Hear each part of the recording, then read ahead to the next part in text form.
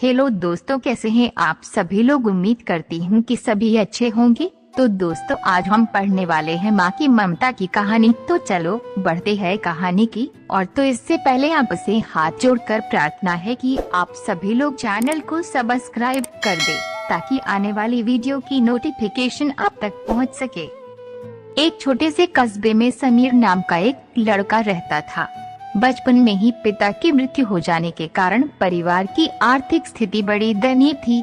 समीर की मां कुछ पढ़ी लिखी जरूर थी, लेकिन उतनी पढ़ाई से नौकरी कहाँ मिलने वाली थी। जो घर घर बर्तन मांजकर और सिलाई बुनाई का काम करके किसी तरह अपने बच्चे को पढ़ा लिखा रही थी।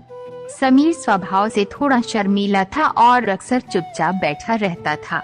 एक दिन जब वो स्कूल से लौटा तो उसके हाथ में एक लिफाफा था।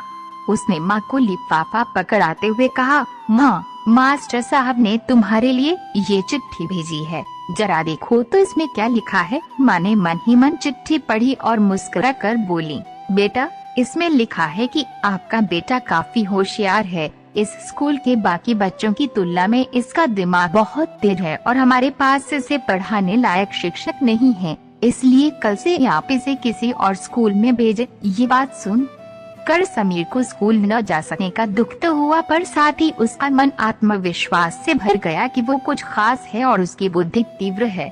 माँ ने उसका दाखिला एक अन्य स्कूल में करा दिया। समय बीतने लगा। समीर ने खूब मेहनत से पढ़ाई की। आगे चलकर उसने सिविल सर्विसेज परीक्षा भी पास की और आईएएस ऑफिसर बन गया।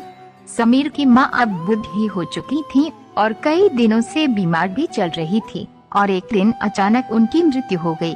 समीर के लिए ये बहुत बड़ा आघात था। वह बिलख बिलख कर रो पड़ा। उसे समझ नहीं आ रहा था कि अब अपनी माँ के बिना वो कैसे जिएगा। रोते रोते ही उसने माँ की पुरानी अलमारी खोली और हाथ में उनकी माला, चश्मा और अन्य वस्तुएं लेकर चूमने लगा। उस अलमारी में समीर के पुराने खिलौने और बचपन के कपड़े तक संभाल कर रखे हुए थे। समीर एक एक कर सारी चीजें निकालने लगा और तभी उसकी नजर एक पुरानी चिट्ठी पर पड़ी। दरअसल ये वही चिट्ठी थी जो मास्टर साहब ने उसे 18 साल पहले दी थी। नम आंखों से समीर उसे पढ़ने लगा। आदरणीय अभिभावक, आपको बताते हुए हमें अफसोस हो रहा है कि आपका बेटा समीर पढ़ाई में बेहद कमजोर है और खेलकूद में भी भाग नहीं लेता है। जान पड़ता है कि उम्र के हिसाब से समीर की बुद्धि विकसित नहीं हो पाई है, अतः हम इसे अपने विद्यालय में पढ़ाने में असमर्थ हैं। आपसे निवेदन है कि समीर का दाखिला किसी मंद बुद्धि विद्यालय में कराएं अथवा को घर पर रख कर इसे पढ़ाएं।